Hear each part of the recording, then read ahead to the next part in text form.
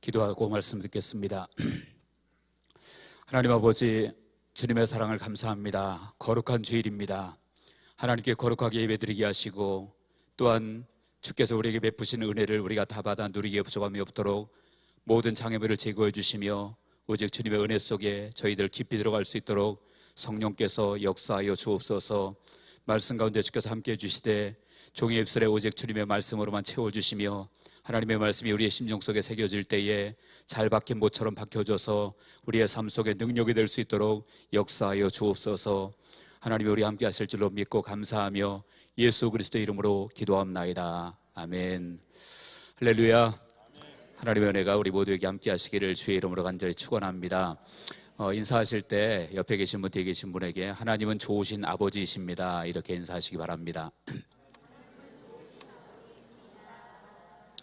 하나님은 좋으신 우리 아버지신 줄로 믿습니다. 오늘 말씀의 제목은 이렇게 기도하라, 이렇게 기도하라. 우리가 너무나도 잘 알고 있는 주기도문에 관한 말씀입니다. 주기도문, 말 그대로 주님이 우리에게 가르쳐 주신 기도인데 여러분들이 예배 때마다 거의 주기도문을 외우고 또 수도 없이 거의 모든 공적 예배에서 구역 예배를 비롯해서 모든 예배에서 주기도문이 빠지지 않는 것 같습니다. 그런데 여러분, 주기도문은 무엇입니까? 말 그대로 기도죠. 흔히 하는 말로 주기도문에서 양쪽 가운데 두 글자 기도가 빠지면 양쪽 가에 글자만 남아서 주문이 된다, 이런 얘기들을 여러분들이 아마 많이 들어보셨을 것입니다. 그래서 주기도문을 형식적으로 하게 되고 아무 의미 없이 하게 되어지면 기도가 아니라 결국 주문이 될 수 있다, 이런 이야기죠. 그런데 주문까지는 아니라고 할지라도 많은 사람들이 주기도문을 하면서 그냥 기도하는 것이 아니라 형식적으로 이렇게 습관적으로 이렇게 할 때가 참 많은 것 같습니다. 그래서 마틴 루터는 인류 최대 순교자가 주기도문이다, 이렇게까지 얘기를 했습니다. 그만큼 주기도문이 의미를 모른 채 사람들이 형식적으로 그렇게 많이 애워댄다라고 하는 의미에서 인류 최초의 최대 순교자가 주기도문이다, 이렇게 말했습니다. 그렇다면 여러분, 주기도문은 과연 어떤 기도일까요? 어떤 분들이 얘기하기를 주기도문은 말 그대로 주님의 기도다, 이렇게 얘기하는 분들이 있습니다. 그것이 정확한 말일까요? 사실은 주기도문은 주님의 기도가 아닙니다. 주님의 기도라면 주님께서 우리에게 일용할 양식을 주옵시고 이렇게 기도할 이유가 없으시죠. 주님은 전능하신 분인데 또 우리의 죄를 사하여 주옵시고 이렇게 기도할 필요도 없습니다. 주님이 죄가 없으신데 그렇게 기도할 이유가 없으신 것이죠. 주기도문은 주님의 기도가 아니라 주님이 우리에게 가르쳐 주신 기도의 모범이 바로 주기도문입니다. 그래서 너희는 이렇게 기도하라, 주님께서 이렇게 기도하신다는 의미가 아니라 우리가 이렇게 기도해야 된다라고 주님께서 가르쳐 주신 것이 바로 주기도문이다, 이런 말씀입니다. 그래서 오늘 주기도문을 통해서 이제 오늘 처음부터 끝까지 다 할 수는 없고 이제 몇 가지 중요한 포인트만 짚어서 몇 가지로 하나님 말씀을 나누고 또 못한 부분은 다음에 기회가 있을 때 다시 한번 하도록 하겠습니다. 먼저 첫 번째 우리가 생각해야 될 것은 무엇이냐면 하늘에 계신 우리 아버지여, 시작을 그렇게 하고 있지요. 하늘에 계신 우리 아버지여, 다시 말하면 기도의 대상이 누구인지 분명해야 된다라고 하는 것입니다. 기도의 대상이 누구입니까? 여러분, 기도의 대상은 사람 들으라고 하는 것이 아니라 하나님이 들으시도록 하는 것이 기도인 줄로 믿으시기 바랍니다.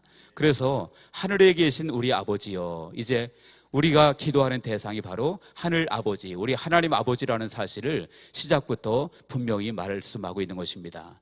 그래서 먼저 이것을 둘로 나누어서 생각한다면 먼저는 하늘에 계신, 이렇게 말씀하고 있습니다. 하늘에 계신, 여러분, 하나님은 하늘에만 존재하신 분이십니까? 하나님은 하늘에만 존재하는 분이 아니십니다. 흔히 신학적으로 무소부재하다, 다시 말하면 어디나 계시다라고 이렇게 표현을 하고 있는데, 다시 말하면 하나님은 하늘에만 계신 것이 아니라 어디에나 계신 분이다, 그런 이야기입니다. 그런데 왜 하늘에 계신 우리 아버지여 이렇게 기도하라고 주님이 말씀하셨을까요? 이것은 하나님이 하늘에 계시다는 의미가 아니라 하늘 장소적인 의미라기보다 온 우주의 주관자이시고 절대자이시며 경외의 대상임을 그렇게 표현하고 있는 것입니다. 그래서 그런 하나님이시기 때문에 하늘에 계신, 다시 말하면 우주의 통치자요, 우주의 주관자요, 절대자이시며 경외의 대상이 바로 우리 하나님이시다, 이렇게 말씀하고 있는 것입니다. 그리고 그분이 하늘에 계신, 즉 계시다는 것은 무엇입니까? 실존한다는 얘기입니다. 피상적으로 계시는 것이 아니라 실제적으로 존재하시는 분, 바로 그분이 하나님이시다라고 하는 것입니다. 여러분들 하나님이 살아계심을 믿으십니까? 하나님이 존재하심을 믿으십니까? 바로 그것이 하늘에 계신이라는 뜻이에요. 불신자들은 기도할 때 어떻게 기도합니까? 흔히 이제 불신자들이 기도할 때 이런 표현을 씁니다. 천지신명이시여. 이런 말 여러분들 들어보셨죠? 천지신명, 하늘과 땅에 있는 모든 존재하는 신들, 그들을 향해서 그들이 천지신명 이렇게 표현하면서 그들 나름대로의 기도를 하고 있는 것입니다. 여러분 왜 그렇게 기도하겠습니까? 그들은 사실은 자기들이 기도하는 신이 누구인지도 모르는 거예요. 그 신이 존재하고 있는지 누군지 알지도 못하면서 그냥 막연하게 어딘가에 있을 수도 있는 그러한 신에게 나는 빕니다. 나는 기도합니다. 그렇게 기도하기 때문에 그냥 막연하게 천지신명이시여 이렇게 기도하는 것이죠. 그러니까 여러분들 불신자들의 기도는 사실은 허공에다 대고 기도하는 것과 아무런 허공에다 대고 기도하는 것과 다름이 없다 그런 얘기예요. 근데 여러분 우리는 어떻습니까? 우리는 우리가 기도하는 대상이 분명히 있음을 믿으시기 바랍니다. 그분은 누구십니까? 하늘에 계신 아버지시라고 말씀하고 있습니다. 그런데 문제는 여러분, 우리가 하나님 아버지께 하늘에 계신 존재하시는 실존하시는 하나님께 기도하는데 불신자들이 마치 천지신명이시여 이렇게 기도하는 것처럼 하나님이 계시지 않은 것처럼 하나님이 존재하지 않는 것처럼 그렇게 기도하는 경우는 없는지를 우리가 살펴봐야 된다는 거예요. 물론 우리 속에 하나님이 계시다는 것을 믿습니다. 믿고 계시다는 걸 인정하는데 실제로는 그 하나님이 지금 나와 함께하지 않는 것처럼 그렇게 착각하고 기도하는 경우가 참 많다라는 거예요. 솔직히 말씀드리면 저도 기도하다 보면 그냥 습관적으로 하다 보면 하나님이 지금 나와 같이 계신지 안 계신지 그런 것도 잊어버리고 기도할 때도 있는 것을 솔직히 고백할 수밖에 없어요. 여러분들 우리는 어떻습니까? 하나님께 기도할 때는 반드시 하나님이 계신 것을 믿어야 됨을 기억하시기 바랍니다. 그리고 그분이 단순히 존재하는 것뿐만 아니라 그분이 지금 나와 함께 하신다는 사실을 우리가 분명히 믿고 기도해야 된다는 거예요. 그럴 때 그 기도가 하나님이 받으시는, 하나님이 기뻐하시는 그러한 기도가 될 수 있다는 것입니다. 그것이 바로 믿음의 기도입니다. 그냥 하나님이 계시다는 건 머리로는 막연히 아는데 그분이 나와 함께 하시는지 안 하는지 느낌도 없이 임마누엘의 은혜도 없이 그냥 막연히 기도하는 것은 그것은 믿음의 기도가 될 수 없고 하나님이 받으시는 기도가 될 수 없다라는 거예요. 우리 한번 같이 읽어보겠습니다. 히브리서 11장 6절입니다. 다 같이 읽겠습니다. 시작. 믿음이 없이는 하나님을 기쁘시게 하지 못하나니 하나님께 나아가는 자는 반드시 그가 계신 것과 또한 그가 자기를 찾는 자들에게 상 주시는 이심을 믿어야 할지니라. 아멘. 여기 보니까 믿음이 없이는 하나님을 기쁘시게 하지 못하나니 하나님께 나아가는 자는 반드시 그가 계신 것과, 그러니까 하나님이 실제로 존재하시는 것을 믿어야 된다. 또한 그가 자기를 찾는 자들에게 상 주시는 이심을 믿어야 할지니라. 다시 말하면 하나님을 찾는 자들에게 하나님이 나타나셔서 그에게 임재하셔서 그에게 상 주시는 이심을 믿어야 그 기도가 참된 기도가 되고 응답받는 기도가 되고 믿음의 기도가 된다라고 말씀하고 있는 것입니다. 그래서 여러분들 하늘에 계신 우리 아버지여, 이것은 그냥 단순히 어딘가에 계신 그분을 향해서 막연히 부르는 것이 아니라 실제로 계시고 그분이 나와 함께 하시고 그 하나님께 내가 기도해야 됨을 주님께서 분명하게 말씀하고 있는 것입니다. 여러분, 이것이 없이 하나님이 나와 함께 하시는 것 알지 못하고 하나님의 존재를 알지 못하고 존재는 믿는다고 해도 그분이 나와 함께 하심을 알지 못하면서 그냥 막연하게 기도하면 결국은 누구만 의식하며 기도할 수밖에 없을까요? 사람만 의식하면서 기도할 수밖에 없다라는 거예요. 하나님이 지금 나와 함께 계시고 지금 이곳에 지금 나와 같이 계시다고 한다면 그분 앞에 우리가 기도할 수 있게 되겠죠. 그러나 그분이 계신지 안 계신지 모르고 또 계신다고 인정해도 그분이 나와 함께 하고 있는 것을 모른다고 한다면 그냥 무의식적으로 기도할 수밖에 없고 사람 의식하면서 기도할 수밖에 없고 그렇게 되어진다는 거예요. 그래서 어떤 분들은 기도 중에 설교하는 사람이 있고요, 어떤 사람은 성경 지식 자랑하는 사람들도 있고 어떤 사람은 자기 자랑만 늘어놓는 그런 사람들도 있습니다. 왜 그렇습니까? 하나님이 함께 하시는 것을, 임재하시는 것을 제대로 알지 못하고 인식하지 못하고 기도하면 그럴 수밖에 없다라는 거예요. 의사이면서 선교사였던 존 화이트는 그래서 그렇게 말했습니다. 하나님의 임마누엘 임재를 느끼기 전에는 기도하지 마라. 이렇게까지 말했습니다. 하나님이 지금 나와 함께 계시고 지금 이곳에 계시고 나의 기도를 들으시고 그 임마누엘, 그 임재를 느끼기 전에는 기도하지도 말라라고 얘기할 정도였습니다. 물론 지나칠 수도 있습니다. 그러나 분명히 한 것은, 중요한 것은 무엇이냐면 우리가 기도할 때 하나님이 계신 것, 그리고 그 하나님이 지금 나와 함께 하시는 것을 믿고 기도해야 될 줄로 믿으시기 바랍니다. 그래서 그분은 지금도 저 여러분들과 함께 계시기 때문에 그분을 믿고 믿음으로 기도하는, 하늘에 계신 그분을 부르면서 기도하는 저 여러분들 되어지기를 주의 이름으로 축원합니다. 또한 그분을 뭐라고 말합니까? 우리 아버지요, 하늘에 계신 우리 아버지요, 우리 아버지라고 부르면서 기도하라고 주님 말씀하시죠. 그런데 여기서 아버지란 단어는요, 그냥 평범한 단어가 아닙니다. 헬라어 원어로 파테르라고 되어 있습니다. 우리 아버지요, 파테르 아몬 이렇게 되어져 있는데, 이 파테르라고 하는 단어는 그냥 아버지, 너무 어려운 그런 아버지를 부를 때 쓰는 것이 아니라, 우리말로 하면 뭐 아버님 뭐 이런 의미의 파테르라는 단어가 아니라 아이들이 쓰는 단어예요. 아빠, 너무 친밀하고 다정하게 부를 때 쓰는 이름이 바로 파테르, 아버지, 이것입니다. 다시 말하면 우리가 주님 앞에 기도할 때 우리의 기도를 들으시는 하나님은 너무 가까이 하기엔 너무 먼, 너무 힘들고 어려운 그런 분이 아니라는 거예요.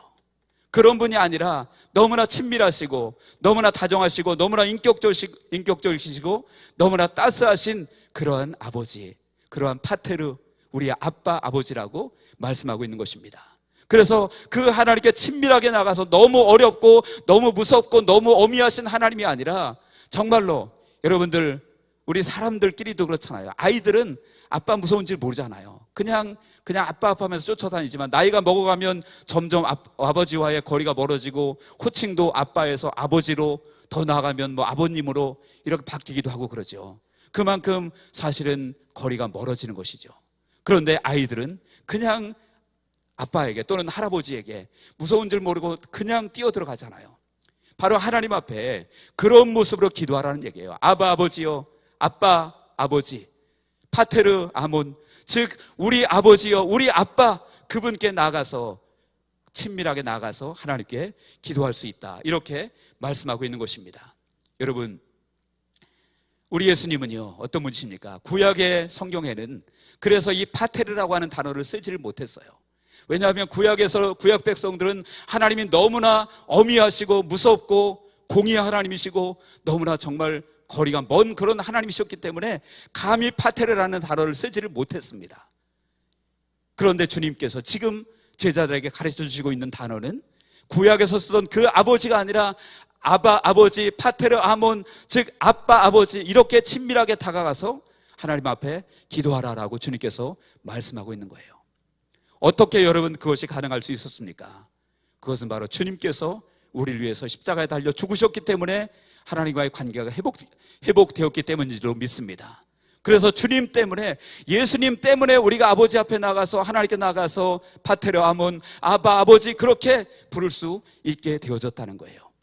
갈라디아서 4장 6절을 같이 한번 읽어보겠습니다. 다 같이 읽겠습니다. 시작. 너희가 아들이므로 하나님이 그 아들의 영을 우리 마음 가운데 보내사 아빠 아버지라 부르게 하셨느니라. 아멘. 너희가 아들이므로 하나님이 그 아들의 영을 우리 마음 가운데 보내사 아빠 아버지라 부르게 하셨느니라.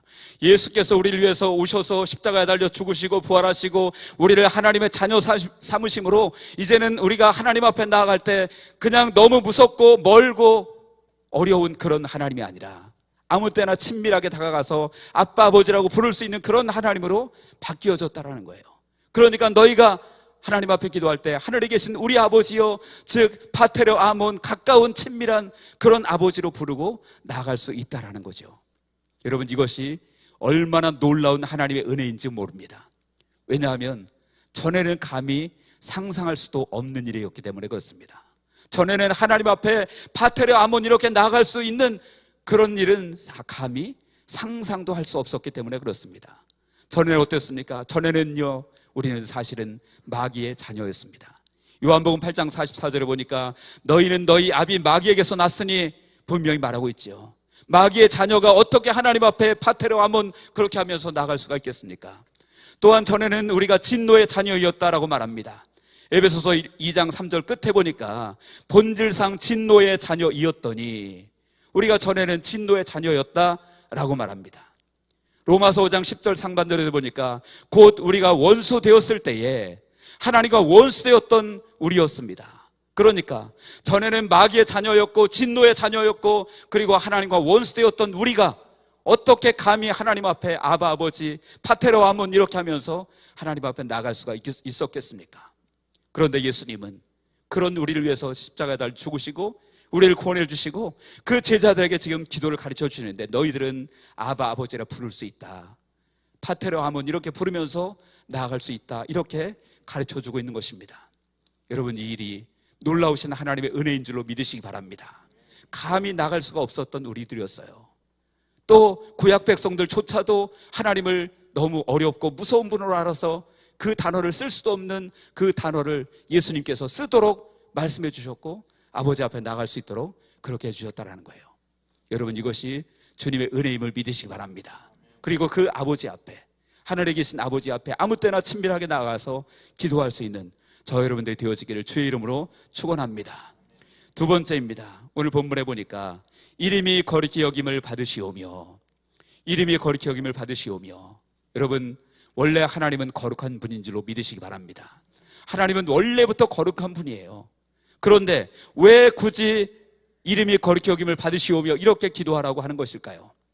하나님은 원래 거룩하신 분이지만 때때로 그것이 우리의 죄나 우리의 허물 때문에 하나님의 거룩한 이름이 가리워질 수 있다라는 거예요. 그러니까 이름이 거룩히 여김을 받으시오며 이렇게 기도하라는 것은 우리의 죄, 우리의 잘못, 우리의 허물 때문에 하나님의 거룩한 이름이 가리워지지 않도록 해달라, 이렇게 기도하라는 거예요. 예를 들어서 여러분들 집안에서도 부모님이 훌륭한 부모님일 수 있잖아요. 원래부터 훌륭한 부모님이고 누가 봐도 훌륭한 부모님이라고 할지라도 그 자녀가 온갖 못된 짓만 골라서 한다고 생각해 보세요.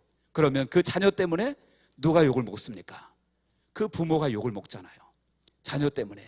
마찬가지로 하나님이 거룩한 분이시고 완전한 분이시지만 하나님의 자녀인 우리가 우리의 죄, 우리의 허물, 우리의 삶의 잘못된 모습 때문에 그런 모습으로 드러내게 된다면 하나님의 거룩한 이름이 가리워지게 된다는 거예요.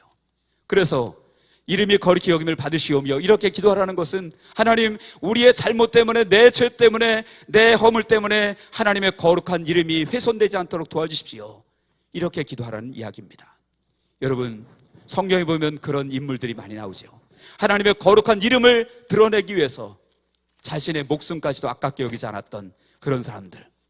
골리앗 앞에 있던 다윗이 그랬습니다. 같이 한번 읽어보겠습니다. 사무엘상 17장 45절입니다. 다 같이 읽습니다. 시작. 다윗이 블레셋 사람에게 이르되 너는 칼과 창과 단창으로 내게 나오거니와 나는 만군의 여호와의 이름 곧 내가 모욕하는 이스라엘 군대의 하나님의 이름으로 내게 나아가노라. 아멘. 다윗이 골리앗 앞에 섰습니다. 그런데 그 골리앗은 하나님을 모욕하고 조롱하고 그런 사람이었어요. 그런데 사실 다윗과 골리앗의 싸움은 우리가 결과를 알고 나서 얘기니까 쉬운 싸움 같지만 사실은 그 싸움은 백전백패할 수밖에 없는 싸움입니다. 모르는 상황에서 본다면. 그런데 그 앞에 골리앗 앞에 서서 다윗이 하나님을 조롱하는 것을 보고, 골리앗이 하나님을 조롱하는 것을 보고, 나는 내가 모욕하는 이스라엘 군대 하나님의 이름으로 내게 나아가노라. 다시 말하면 하나님의 거룩한 이름으로, 내가 모욕하는 하나님의 거룩한 이름으로 나는 나간다. 그러면서 자신의 생명을 담보로 하고 그 앞에 골리앗 앞에 나가서 맞짱을 떴던 것입니다. 그래서 하나님의 거룩한 이름을 그는 드러낸 것입니다. 다니엘의 세 친구도 마찬가지였습니다. 다니엘의 세 친구도 이제 느부갓네살 신상에 절하지 아니하면 다 풀무불에 던져 넣겠다, 그렇게 사람들이 회유를 하고 겁박을 하고 그랬을 때 그 세 친구들이 어떻게 대답합니까? 그 친구들이 우리는 절대로 절할 수 없습니다. 하나님 외에는 누구도 절할 수 없습니다. 하나님이 우리를 건져내실 것이고 그리 아니하실지라도 우리는 다른 신상에게 절할 수 없습니다. 다시 말하면 그들이 생각했던 것은 무엇입니까? 오직 하나님의 이름을 더럽히지 않기를 원했다는 거예요. 생명을 담보로 살기 위해서 우상 앞에 절하고 하나님을 배신하고 그런 일을 그들은 거부했다는 거예요. 끝까지 자기들이 죽을지라도 우상 앞에 절하지 않겠다, 하나님의 거룩한 이름을 더럽히지 않겠다라고 그렇게 담대하게 선포했다라는 것입니다. 여러분, 그러므로 우리도 마찬가지인 줄 믿습니다. 우리의 삶을 통해서 하나님의 거룩한 이름을 드러낼 수 있는 저와 여러분들 되어지기를 주의 이름으로 축원합니다. 그렇다면 우리가 어떻게 하나님의 거룩한 이름을 드러낼 수 있을까요? 우리의 삶을 통해서 어떤 모습으로 하나님의 거룩한 이름을 드러낼 수 있을까요? 먼저는 우리가 먼저 거룩해야 합니다. 레위기 11장 45절에 보니까 나는 너희의 하나님이 되려고 너희를 애굽 땅에서 인도하여 낸 여호와라. 내가 거룩하니 너희도 거룩할지어다. 내가 거룩하니 너희도 거룩할지어다. 다시 말해, 우리가 거룩해야 하나님의 거룩한 이름이 드러난다라는 거예요. 그래서 우리가 늘 죄 가운데 살고 더러움 가운데 살면 우리로 인해서 하나님의 거룩한 이름이 훼손되어진다라고 말씀하고 있는 것입니다. 또한 여러분, 우리의 삶을 통해서 주님과 날마다 가까이 하는 삶을 살 때 우리는 하나님의 거룩한 이름을 드러낼 수 있습니다. 같이 한번 읽겠습니다. 레위기 10장 3절입니다. 다 같이 읽습니다. 시작.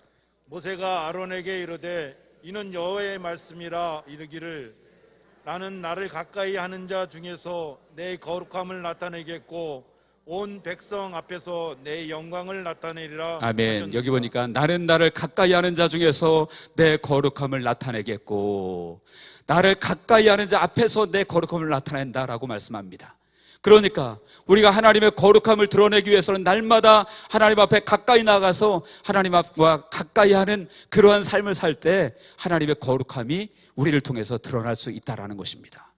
그리고 또한 하나님이 받으시는 온전한 예배를 통해서 우리는 하나님의 거룩한 이름을 드러낼 수 있습니다. 레위기 22장 2절입니다.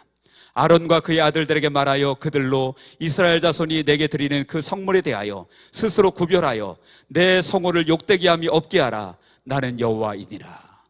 아론과 그 자손들에게, 그의 아들들에게 이제 하나님께 드리는 성물에 대해서 스스로 구별해서, 즉 부정한 성물, 죄된 성물, 잘못된 성물을 드리지 않고 깨끗한 성물을 구별해서 드림으로 말미암아 내 성물을 욕되게 함이 없게 하라. 다시 말하면 잘못된 거 드려서 하나님의 거룩한 이름을 욕되게 함이 없게 하라.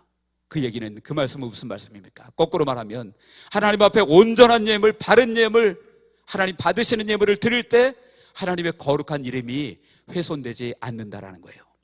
이것을 오늘날 우리에게도 적용하면 어떻게 되겠습니까? 구약시대 때 제물을 드린다는 것은 곧 예배를 의미합니다. 다시 말하면 우리가 하나님 앞에 온전한 예배를 드릴 때, 바른 예배를 드릴 때 하나님의 거룩한 이름이 드러난다라는 거예요. 교회에 나와서 앉아있다고 그냥 묵도부터 시작해서 마지막 축도까지 앉아있다 갔다고 해서 예배가 온전히 드려지는 것이 아니라 나의 삶의 모습을 통해서 정말 온전한 모습으로 하나님 앞에 예배하고, 부족한 모습이 있었다고 한다면, 죄된 모습이 있었다고 한다면 철저히 주의 보혈로 씻고 회개하고 하나님 앞에 바른 모습으로 예배할 때 그 예배를 통해서 하나님의 거룩한 이름이 드러나게 됨을 믿으시기 바랍니다. 그냥 죄된 채 그대로 아무 느낌 없이 죄를 반복해서 짓고도 회개도 아니하고 그러면서 예배를 드리는 것, 그것은 하나님의 거룩한 이름을 오히려 가리는 결과가 되어질 것입니다. 저 여러분들, 하나님의 거룩한 이름을 드러낼 수 있는 주의 백성 되어지기를 주의 이름으로 축원합니다. 이것이 너무나 중요하기 때문에 그렇습니다. 심지어는 하나님의 거룩한 이름을 드러내지 못해서 모세는 가나안 땅에 들어가지 못했다라고 말합니다. 신명기 32장 51절을 같이 한번 읽어보겠습니다. 다 같이 읽겠습니다. 시작. 이는 너희가 신광야 가데스의 무리바 물가에서 이스라엘 자손 중 내게 범죄하여 내 거룩함을 이스라엘 자손 중에서 나타내지 아니한 까닭이라. 아멘. 내게 범죄하여 내 거룩함을 이스라엘 자손 중에서 나타내지 아니한 까닭이라. 우리가 보통 모세가 가나안 땅에 들어가지 못한 것, 하나님은 가리키라 그랬는데 반석을 2번 쳐서 못 갔다라고 얘기하기가 쉬운데, 그거보다 더 근본적인 것은 하나님의 거룩한 이름을 드러내지 못했기 때문이다. 실제로 모세는 그 반석을 치면서 내가 이 반석에서 물을 내랴 이렇게 큰 소리 쳤습니다. 다시 말하면 반석에서 물을 내시는 분은 하나님이신데 그 자기 혈기 때문에 내가 이 반석에서 물을 내랴, 마치 자기가 내는 것처럼 그렇게 소리쳤을 때 오늘 지금 방금 읽은 것처럼 하나님의 거룩한 이름을 드러내지 못했다라고 주님께서 말씀하고 있는 것입니다. 그렇기 때문에 가나안 땅에 들어가지 못했다라고 말합니다. 저 여러분들은 하나님의 거룩한 이름을 드러내는 믿음의 백성들 되어지기를 주의 이름으로 축원합니다. 우리의 삶이나 예배나 이런 것들을 통해서 혹시나 하나님의 거룩한 이름이 훼손된 게 없는지 돌아보고 이제 하나님 앞에 거룩함을 드러내는 믿음의 일꾼 되어지기를 부탁드립니다. 세 번째입니다. 나라가 임하옵시며 나라가 임하시오며. 여기서 나라는 어떤 나라를 의미할까요? 여기서 나라는 당연히 하나님의 나라를 의미할 것입니다.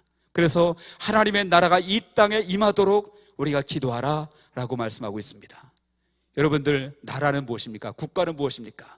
예전에 학교 다닐 때 여러분들 배운 것을 기억하시는 분이 계실 텐데, 나라의 3요소, 국가의 3요소 그러면 국민, 주권, 영토, 이렇게 그것이 국가의 3요소다라고 배웠습니다. 국민, 주권, 영토. 다시 말하면 하나님의 나라가 이 땅에 임하도록 기도하라는 것은 무엇입니까? 하나님의 주권이 이 땅에 회복되고, 그리고 하나님의 나라의 영토, 하나님 나라가 그 영역이 점점 넓어지고, 그리고 하나님 나라의 국민들, 하나님 나라의 백성들이 더 이 땅에 많아지도록 기도하라는 거예요. 그것이 바로 하나님의 나라가 이 땅에 임하도록 기도하는 것이라는 이야기입니다. 여러분들, 그래서 정말로 하나님의 나라가 우리 내 속에 먼저 임해야 되고, 우리 가정에, 그리고 우리 교회에, 그리고 이 나라 이 민족 가운데 하나님의 나라가 임하도록 우리는 기도해야 될 줄로 믿습니다. 그래서 그 기도가 얼마나 중요합니까? 그 기도가 사실은 모든 기도의 우선이라고 주님이 말씀하십니다. 마태복음 6장 33절에 그랬죠. 너희는 먼저 그의 나라와 그의 의를 구하라. 너희는 먼저 그의 나라와 그의 의를 구하라. 다시 말하면 하나님의 나라와 하나님의 의를 구하는 것이 기도의 가장 우선순위가 되어야 된다라고 말씀하고 있는 거예요. 내가 복받고 잘 살고 잘 먹는 것, 이것도 물론 우리가 기도해야 되겠지만, 그보다 더 중요한 것은 내 안에, 그리고 우리 가정 안에, 교회 안에, 그리고 민족 가운데 하나님의 나라와 하나님의 의가 임하도록 우리는 먼저 기도해야 될 줄로 믿습니다. 그럴 때 나머지 것들도 채워주신다라고 말씀하고 있어요. 그러면 하나님의 나라가 임하게 하기 위해서 우리가 기도할 때 구체적으로 무엇을 기도해야 될까요? 먼저는 성령님의 도우심을 기도해야 됩니다. 왜냐하면 하나님의 나라는 성령의 역사로 가능하기 때문에 그렇습니다. 마태복음 12장 28절을 다 같이 한번 읽어보겠습니다. 시작. 그러나 내가 하나님의 성령을 힘입어 귀신을 쫓아내는 것이면 하나님의 나라가 이미 너희에게 임하였느니라. 아멘. 내가 하나님의 성령을 힘입어 귀신을 쫓아내는 것이면 하나님의 나라가 이미 너희에게 임하였느니라. 그러니까 성령의 역사가 일어날 때 하나님의 나라가 임한다는 거예요. 사도행전 1장 8절에도 우리가 잘 아는 말씀처럼 오직 성령이 너희에게 임하시면 너희가 권능을 받고 예루살렘과 온 유대와 사마리아와 땅끝까지 이르러 내 증인 된다. 다시 말하면 성령님의 권능이 임하면 땅끝까지 이르러서 하나님의 나라를 확장시키는 그런 일꾼이 될 수 있다라고 말씀하고 있는 거예요. 그래서 하나님의 나라가 이 땅에 임하도록 우리가 기도할 때 가장 먼저 기도해야 될 제목이 성령님 이곳에 임하여 주십시오. 성령님 내 마음에, 우리 가정 가운데, 우리 교회 가운데, 이 민족 가운데, 이 지역 가운데 임하여 주옵소서. 그래서 하나님의 나라가 이곳에 가득 차도록 주님 역사하여 주옵소서. 이것이 기도가 되어야 된다는 거예요. 또 하나 하나님의 나라가 임하게 하기 위해서 우리가 기도해야 될 제목은 무엇이냐면 영적 싸움을 위해서 우리가 기도해야 됩니다. 영적 싸움을 위해서.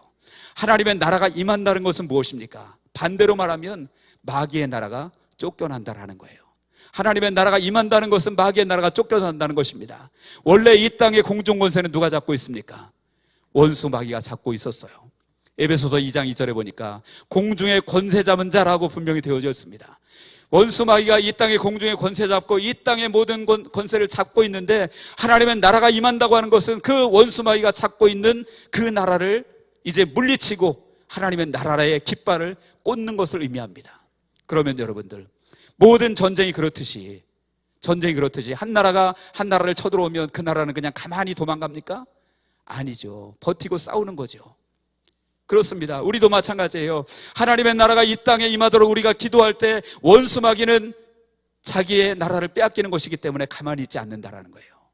그렇기 때문에 필연적으로 무엇이 나타날 수밖에 없습니까? 영적 싸움이 일어날 수밖에 없다라는 거죠. 그러므로 영적 싸움에서 우리가 이기도록 우리가 기도해야 된다는 거예요. 에베소서 6장 12절과 13절을 같이 한번 읽어보겠습니다. 시작. 우리의 시름은 혈과 육을 상대하는 것이 아니요 통치자들과 권세들과 이 어둠의 세상 주관자들과 하늘에 있는 악의 영들을 상대함이라. 그러므로 아멘. 여기 보니까 우리의 씨름은, 우리의 싸움은 혈과 육을 상대하는 것이 아니요 통치자들과 권세들과 이 어둠의 세상 주관자들과 하늘에 있는 악의 영들을 상대함이라. 다시 말하면 마귀와 그에 속한 모든 영적 존재들을 상대하는 것이다, 그런 얘기입니다. 그래서 이 세상에서 우리가 하나님의 나라를 위해서 싸운다고 한다면 필연적으로 영적인 전쟁이 일어날 수밖에 없다라는 거예요.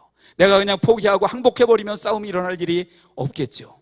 그러나 진정으로 하나님의 나라를 위해서 싸운다고 한다면 영적인 싸움이 일어날 수밖에 없기에 그 싸움에서 우리가 이기도록 기도해야 된다라는 것입니다.